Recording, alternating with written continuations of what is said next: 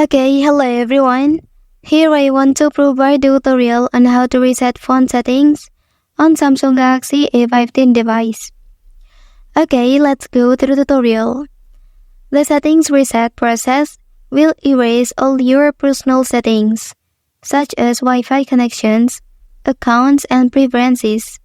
User data such as photos and message will not be erased, but you should still back up important data before proceeding.